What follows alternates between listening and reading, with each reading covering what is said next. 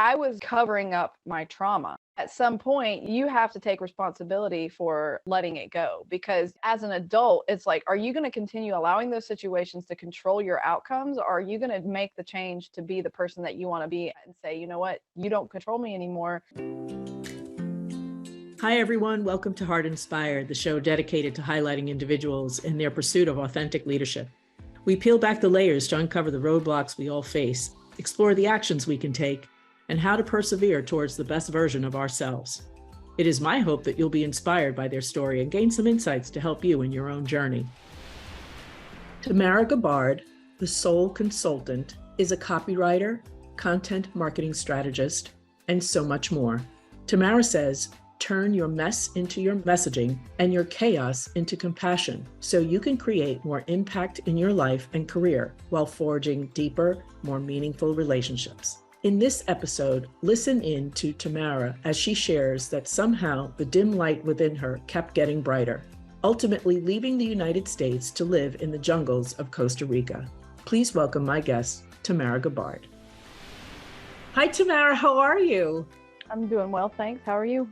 I'm doing great. It's so good to have you on the show today. I'm excited to dive into your story and hear all the good things that are happening with you. And when we first met, you shared tidbits of your life, and I was just in awe of your success and how you bounced back from all of your adversities in your life. Let's start from the beginning. Tell me where it all began for you, how you became such an independent, strong survivor that you are today. I would say the bones, the genetics of it came from my grandmother, because that's how she is. But when I was 15, I left the house. My stepmother was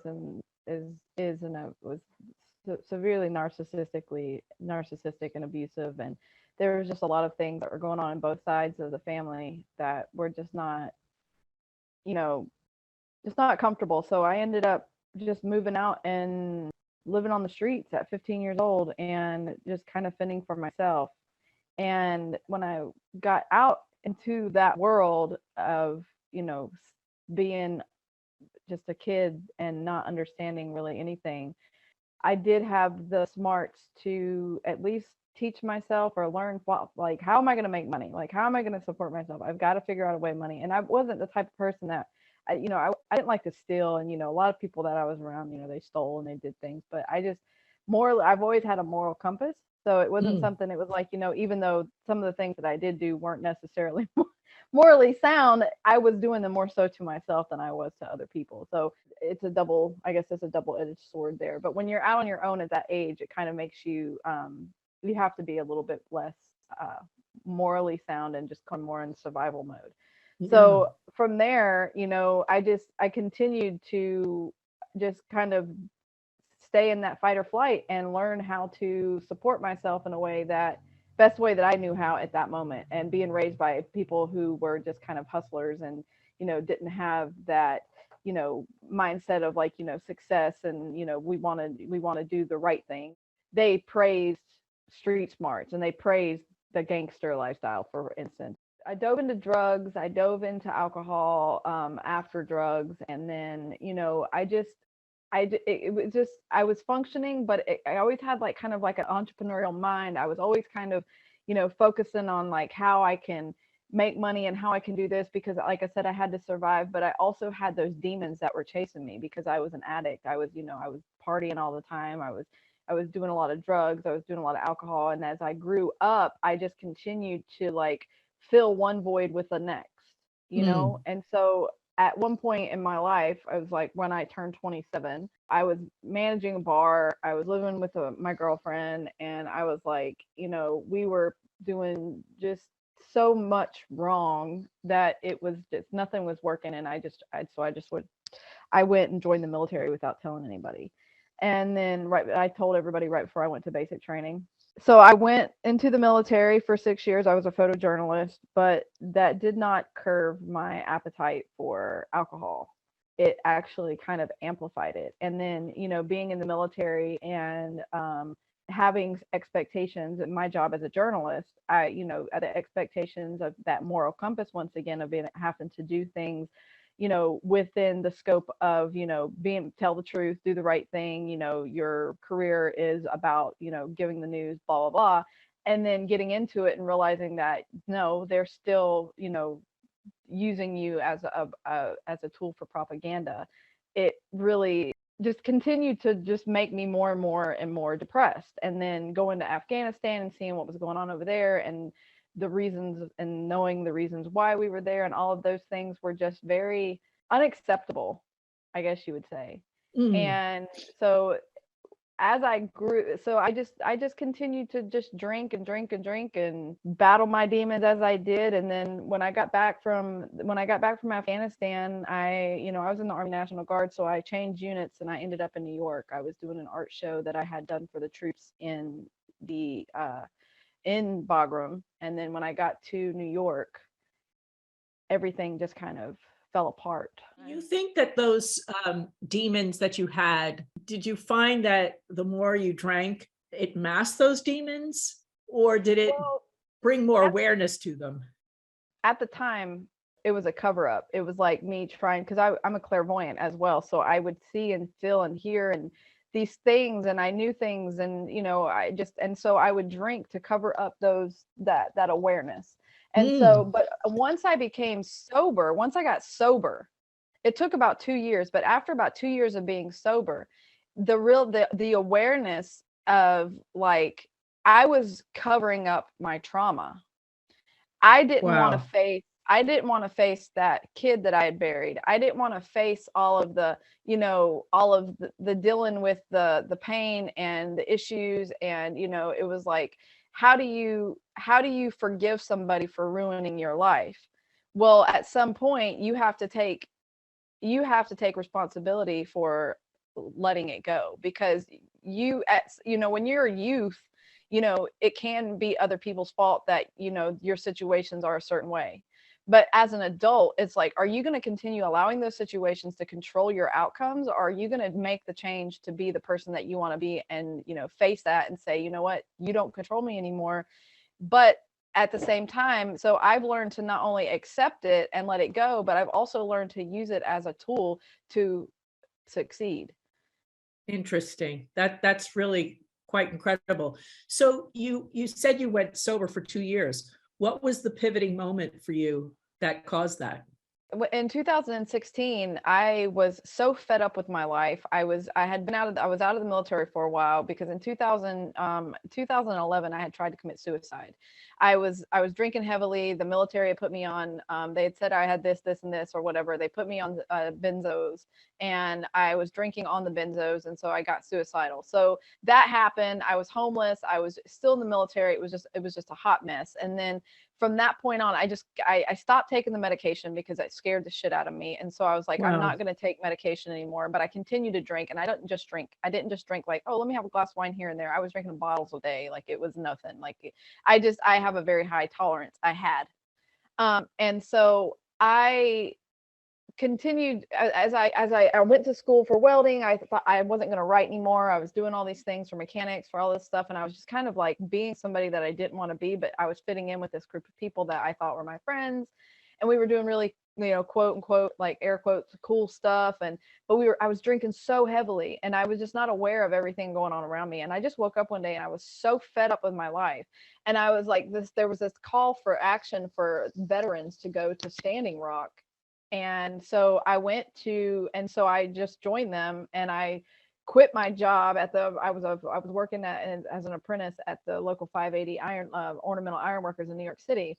And I Mm. jumped on, and I told them that, and the guy that runs that, he was super okay with, he's like, just, don't quit, just take your time and see if you, kind of, because I explained to him everything that was going on in my life. He was very understanding. And so I went to Standing Rock. We took a bus out there, and that was the point where I saw, like, I never knew what we as a culture, as a whitewashed culture, had done. I was never taught about what we did to Indigenous, what, about Jim Crow, about, what we've done to BIPOCs. But, I was white. I'm just as white Southern as you can get, at that point. And I Mm. didn't know, I didn't know. I had no idea. And when I realized what my our foundation was built on, my mind blew open. And then I spoke to some elders. I got educated on history, basically. Yeah. And I was heartbroken. And so when I came back, not only was I heartbroken, I was still an alcoholic and I still wasn't accomplishing anything. And so I took everything I owned. I left my partner who was cheating on me anyway. And so I left him and I packed all my stuff into a unit that I didn't care about anymore. And I locked it up and I threw the key in the ditch and I bought a one-way ticket to Costa Rica. And when I got to Costa Rica, the idea was to clean my life up. I was like, oh, new place, new me, whatever, right? Well, what I found was, and this, going back to that question of like, when was that pivotal moment of change? I was I had rented this house and I was renting it monthly and just like I would anywhere else. And I was living by myself because I prefer to. And I was waking up every day, like in the shower or on the floor, or, I was just drunk every day. And then I got to work another job as a bar manager. And I was at this little beach club. And I was just like, and I just sat there one day and I was like, I am recreating the place I was trying to escape. I was like, what am I doing? Like, and at that point, I realized that it's not where you're at, it's what you're doing. Yeah. And so at that point is when I started taking responsibility for my actions. And then I met my baby daddy, as I call him. We co-parent, but he had been sober at that point for 10 years. He helped me that first year because he sat with me. He's the type of person that doesn't need to talk like I do. I love to talk. So he didn't, when I was going through my suppression and through my stages of like withdrawals and like over 20 years of alcohol and drug abuse, he just sat with me and held space for me and didn't, so it made it a little bit easier, I guess. But then there was that part of me that once I finished going through that like process of eliminating the alcohol and the lifestyle, of facing those things that I was covering up, and then understanding my imbalances and what I did to my brain. So a lot of people are like, oh, I'm bipolar, I'm this or whatever, but I've been diagnosed bipolar, but my bipolar is controlled by my anxiety, and the bipolar that I have is actually drug induced. I broke my serotonin. I took so much of a certain type of drug that it literally broke that part of my brain. And so it's not because it runs in my family or it does any of this thing. It's just because I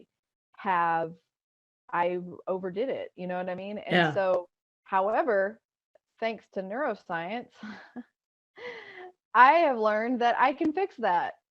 That's pretty awesome. So, yeah. And so that's basically where I'm at now, is working on not only building up my own business, working, with clients, but I also am studying the science of that crossover where spirituality and kind of like science meet, and neuroplasticity and all of that. And it's completely changed my life. The past year has been a complete transition of the person that I used to be.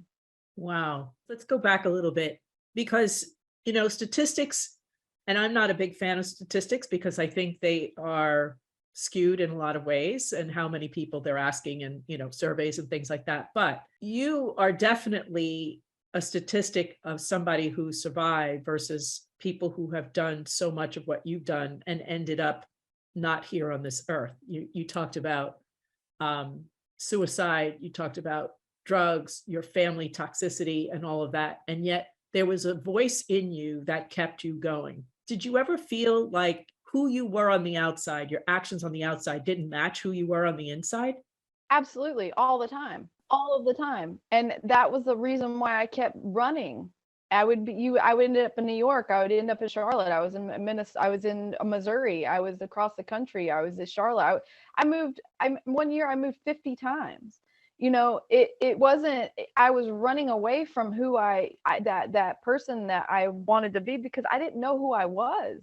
And then, as the person that I am, luckily now, I've learned that, the reason why I was doing all of the things was to understand what I didn't need to do. And, a lot of times people think that they got to figure out what they got to do. But the thing is 90% of the time, knowing what you want is figuring out what you don't want.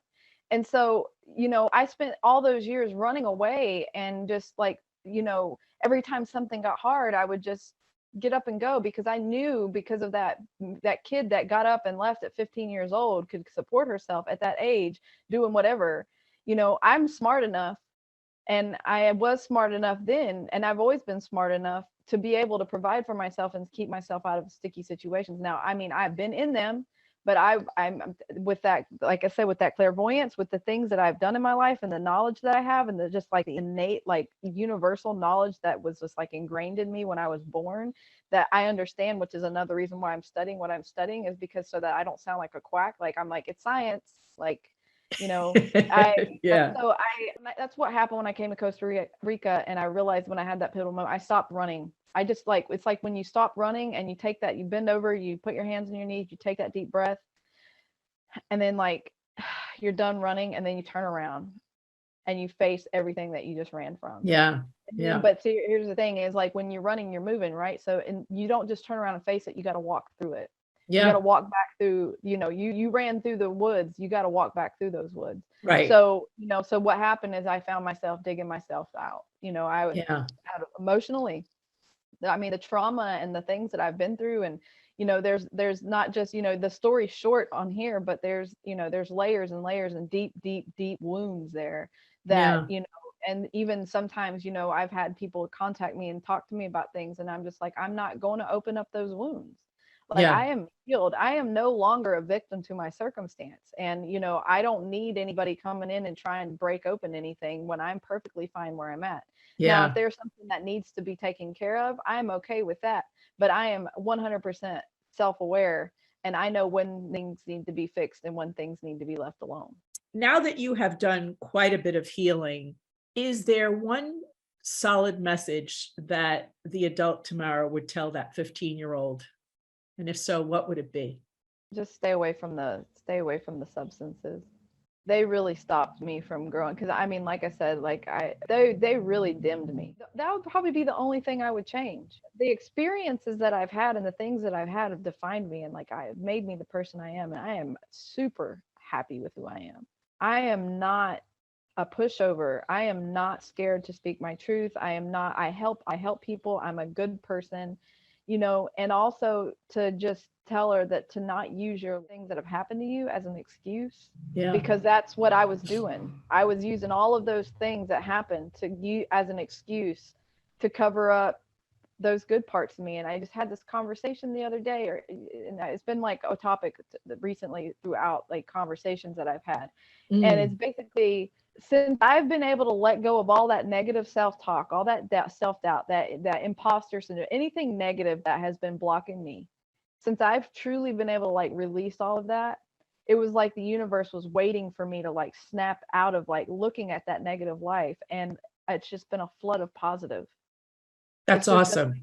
Flowed in. It's bizarre. It's like as soon as that switch went off, it went from like that scarcity mindset, all of these things. It was like, no, I learned how to like go into the future, sit with meditation, sit with whatever, go into the future, talk to myself, have an emotion, and if it's positive, bring it back without the anxiety. A lot of people, they think going into the past and going into the future. So the past is depression, the future is anxiety, right?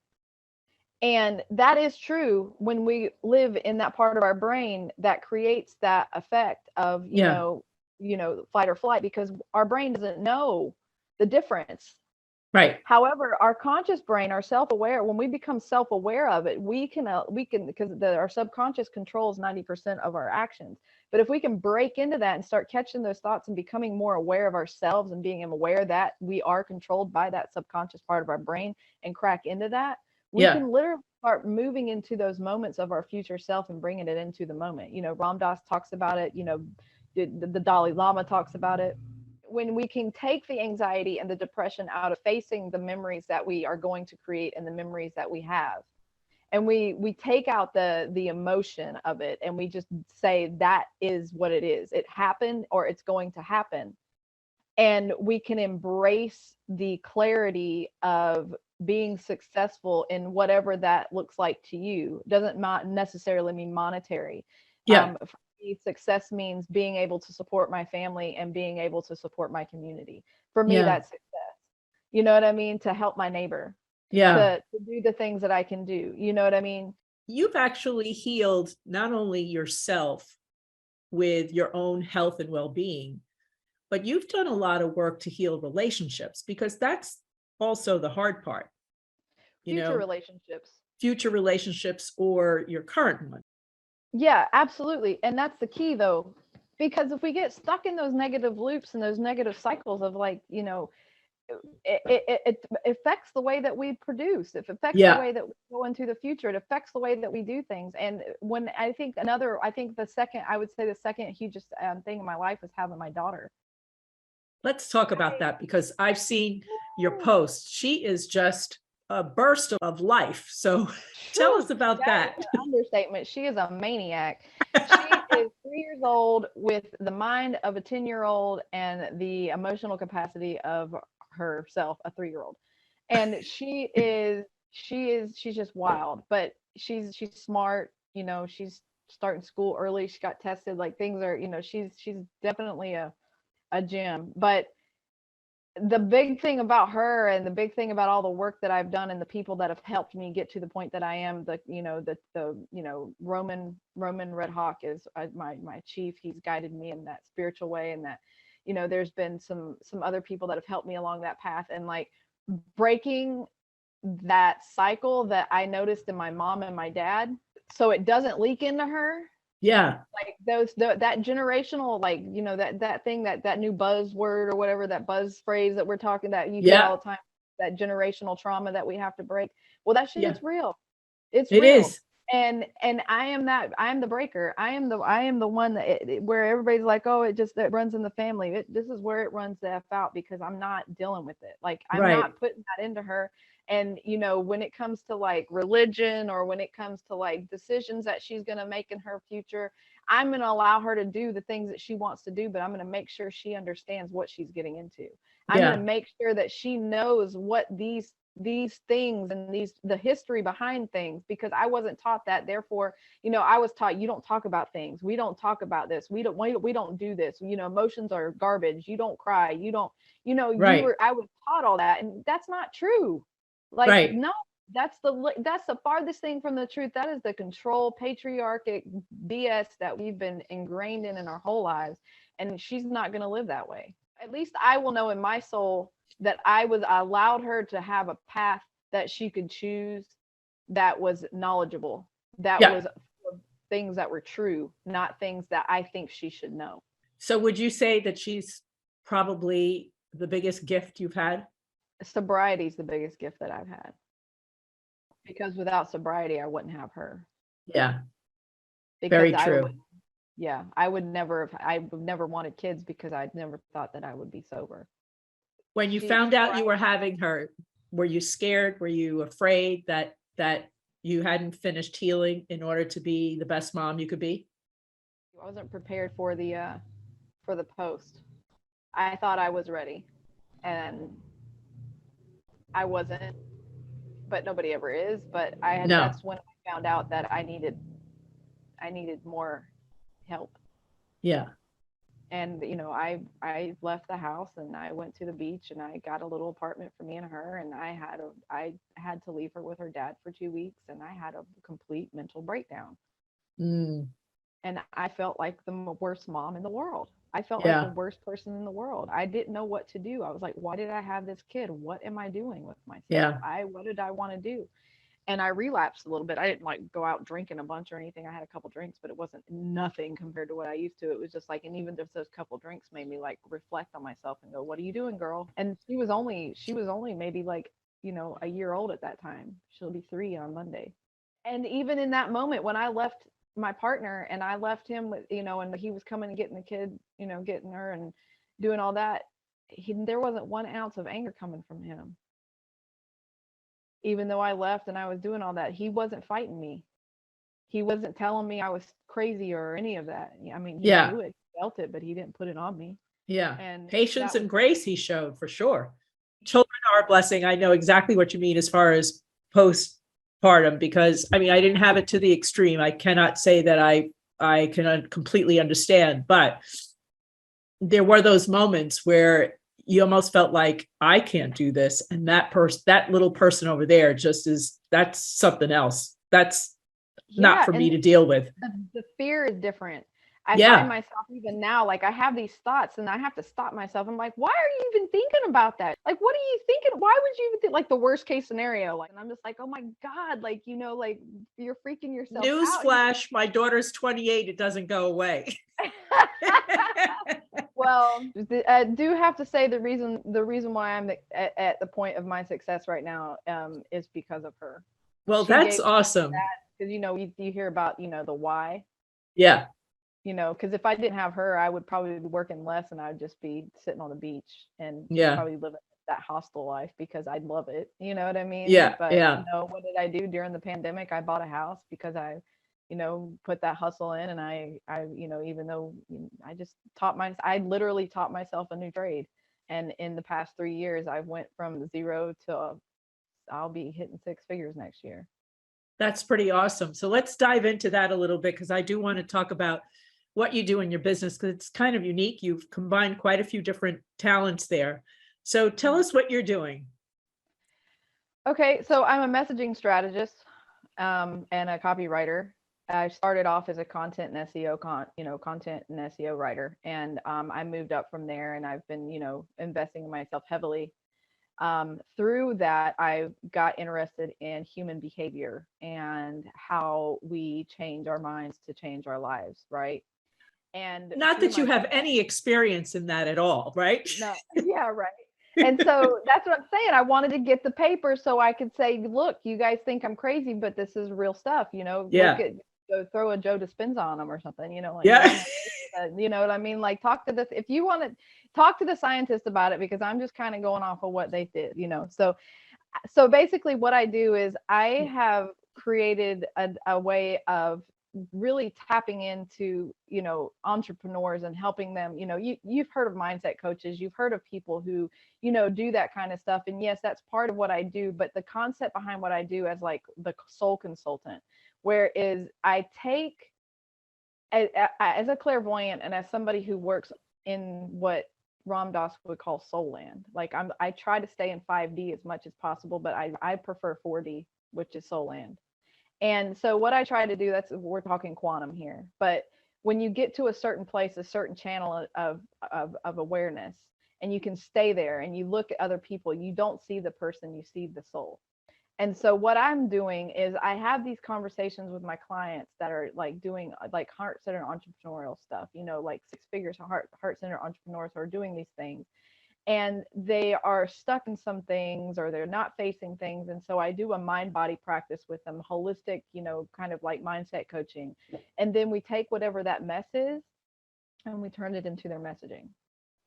And it creates, not only does it allow them to get through kind of like the self-sabotaging messy stuff that they're going through in their brain that might have came up later in their career, that they didn't really know that they had, because as you get deeper into success, things start popping up, and then certain things happen or people pop up, or things happen that make you want to just stop what you're doing. Yeah. And then you take that, and not only are you creating a message that other people can relate to, but you're also healing yourself by allowing yourself to put that message out there and become vulnerable, because vulnerability is the key to, and is the key to integrity. And is from my personal experience, being vulnerable and being uncomfortable and making sure that you are 100% integrity bound and honest and truthful about where you came from, your story, what's your agenda, all of those things tie in to making sure that people are going to trust you and people want what you're putting out there.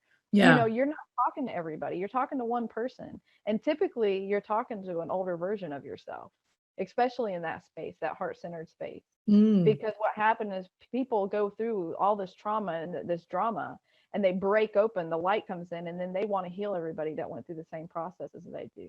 So I help people through that transition, and then I turn it into something that they can deliver and they can help other people with. So I want to create a line of healers that are able to go back into time and really heal themselves so that they can take what they have and what they want to do, whether it be a package, whether it be, it could be something they want to sell decks of cards for some reason, anything. It doesn't matter what it is. Yeah. It's all about what you want to do with it. When did you start your business? 2-3 years ago, or? Yeah, I started it. I started it a couple years ago, but it was kind of like up and down, up and down. And then, because, having a kid, like, it makes you, I just wasn't doing enough. I wasn't making enough money. And, I'm scared that I wasn't going to be able to do things for, don't want to, I was in that scarcity mindset. So it wasn't really going anywhere. Yeah. And then I went and I literally invested my last $6,000 in a mentorship and in not a course. I don't have shiny object problem. Like, I don't go after everything, but I dropped $6,000 in the mentorships. Let's say I had a couple things that I did that really put me into perspective and helped me. And then through that, I landed a retainer with a client that really helped me with honing in my communication. And then I joined a school to learn about neuroplasticity, holistic sciences, all of this stuff. And then all this stuff started happening. All these people started lining up in my life that were like really high level, and I was in their network. And two things were said to me: if you want to be a millionaire, you got to hang out with millionaires. And then there was a comment that was said to me that Warren Buffett said, the best investment you can make is in yourself. And when I heard those two things, I was like, you've got to position yourself. And the only way you can do that is put yourself around people that are positioned there. And then the only way you're going to do that is being able to invest in yourself, because I'm not selling a product. I'm selling an outcome, and I'm selling a service to people to be better in what they do. And so I want to be, I'm working on a book. I want to be on a stage. I want to be able to do one-on-ones. I want to be able to take the piece of the world that I have access to and take it and vibrate it at a higher level so that we can at least sit in a better place than we are now. I'm super, into nature, I mean, we can go deep on that, but, I want to be able to, I just want to, wherever I go, I want people to know that I have a purpose, that the reason why I'm here is to make things better. And so if I'm not working, I'm hanging out with my family. And if I'm not doing that, I'm helping people. Period. Yeah. Like that, and people want my time. If you want my time, then you better have a purpose, because my time, I don't, and Richie Norton, he just came out with a new book called Anti-Time Management. And something that he talks about is, you don't manage your time, you manage your attention. Oh, say that again. You don't manage your time, you manage your attention. And where your attention goes, energy flows. If you're paying attention to the negative things in your life, the negative things are going to happen. If you focus on those cycles and you get stuck in those things, then that's what's going to happen to you.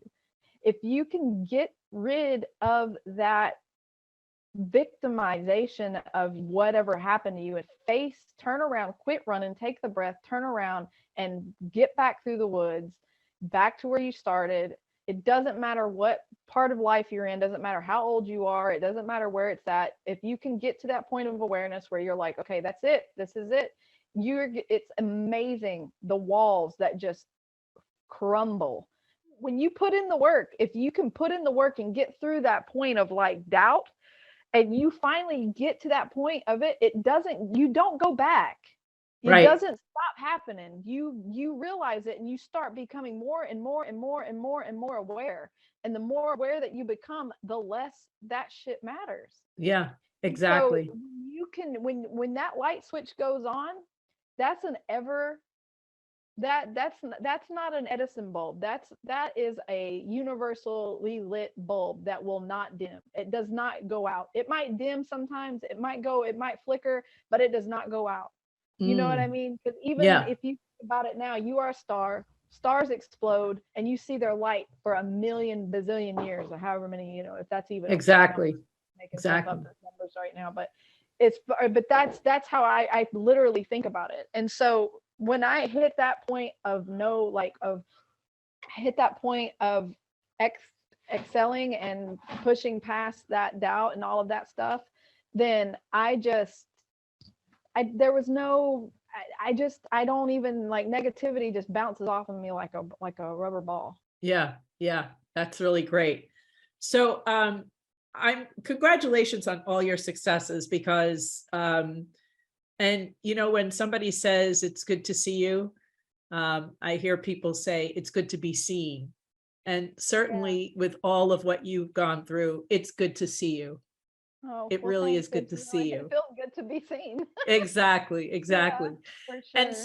so you, just to wind things up, you have this great business with such amazing tapestry of things going in and out of it. So where can we find you if somebody was interested in working with you? Website, we'll put it on the show page as well, but what's the best way to reach you, Tamara? You can follow me on Instagram at the.soul.consultant, and consultant is spelled with an SOUL. And Okay. anybody can reach out to me. They can reach me at Tamara at tg-writer.com. That's also my website. I have another Okay. website that I'm building, but I'm waiting for that. That'll be out soon. That's going to be Okay. about the holistic neuroplasticity in the book, but that's all in process right now. Yeah. And how far into the book are you? I'm about halfway done, so but I'm looking for a traditional publisher, so it's kind of like I'm waiting for the right moment. I'm working with a book coach, and I'm doing it all right. So we'll see what happens. Okay. I've got a couple people that, a couple publishers that I'm looking at. I don't want to self-publish. I want to do it traditionally, and I'm also starting working towards my master's and hopefully PhD next year. So I'm getting on that process. So there's a lot of things in my future right now. And Wow. so yeah, it's all coming together, and I'm really excited about it. So but you can reach me at, anybody can email me at Tamara at tg-writer.com, and tg-writer.com is my website. And questions, want to talk, I'm always open. So Yeah, great. That's awesome. Well, Tamara, it has been such a pleasure to have you on the show. I love your story. I follow you. Your daughter is just, she puts a smile on my face every time you post her running around and just enjoying life. And yeah, she's a firecracker for sure. But all the best to you and your successes, and just keep doing what you're doing. It's obviously benefiting you in the long run for sure. Yeah, and the whole point is to the better I get, the better people around me get. Exactly. Sharing your good fortune is key. So, well, thanks again for being on the show, and we'll definitely be in touch. Might have to have you back to hear what's new and exciting, and finding out what the progress is with your book. Yeah, I will. I'll let you know for sure. Okay, be well. Thank you for listening. We'll be back soon with a brand new episode of the Heart Inspired podcast. Until then, I'm your host, Michelle Delgado. And don't forget to lean in, be heard, be inspired. This podcast was created by Heart Metrics Consulting, editing and co-produced by David Castle Productions, and co-distributed by Business Travel 360. For more information about Heart Metrics Consulting, visit us at heartmetrics.com.